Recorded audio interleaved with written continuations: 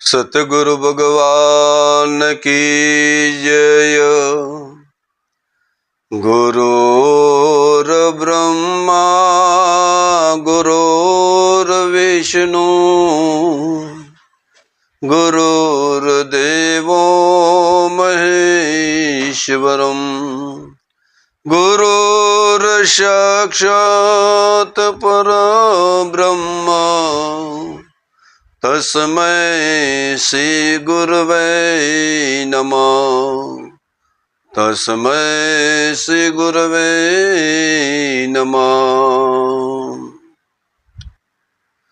गुरु ब्रह्मा से, गुरुज विष्णु से, गुरुज देवो महेश्वर से અને ગુરુ સાક્ષાત પરમેશ્વર છે, પરબ્રહ્મ છે। આ સદગુરુનું સ્વરૂપ સતગુરુની દ્રષ્ટિએ આ દેખાય છે, પણ આપણે જ્યારે દેહભાવમાં પડી જઈએ છીએ ત્યારે આ સ્વરૂપની ઝોકી થતી નથી। દેહ ભાવ આડો આવે એટલે તમને એકતાનું દર્શન થાય નહીં, વ્યાપકતાનું દર્શન થાય નહીં। એક વખત એક રીંછ નાટકમાંથી રિહાઈને જંગલમાં નાહી ગયું। હવે રીંછ વગર ખેલ કોઈ દાડો થાય નહીં, એટલે જે નાટકના આગેવાન હતા એમને પેપરમાં જાહેરાત આપી કે અમારું રીંછ જંગલમાં નાસી ગયું છે, કોઈને નોકરી કરવી હોય રીંછના બદલામાં તો આવી જવું। આવી જાહેરાત પેપરમાં પડી। પેપર તો ગોમે ગોમ નીકળ્યો ભાઈ, અને ગોમે ગોમ પેપર નીકળ્યો।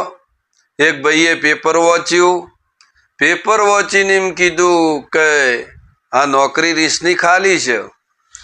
આ ભાઈ કે અમે આપણે ગોઠવાઈ જ જવા દો ને, કારણ કે અમે મંદી તો સજ। આ ભાઈએ આવો વિચાર કરી અને જ્યારે સર્કસમાં જાય છે, સર્કસના આગેવાનને મળે છે કે તમારું રીંછ કે જંગલમાં ના આવી ગયું છે કે હા, કે એના બદલામાં કોઈક નોકરી ખાલી હતી કે હા ખાલી જ છે।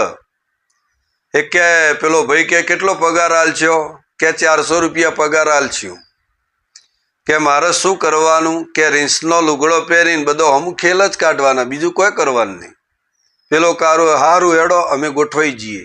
આ ભાઈ નોકરી ગોઠવાઈ ગયો અને ખેલ ચાલુ થયા।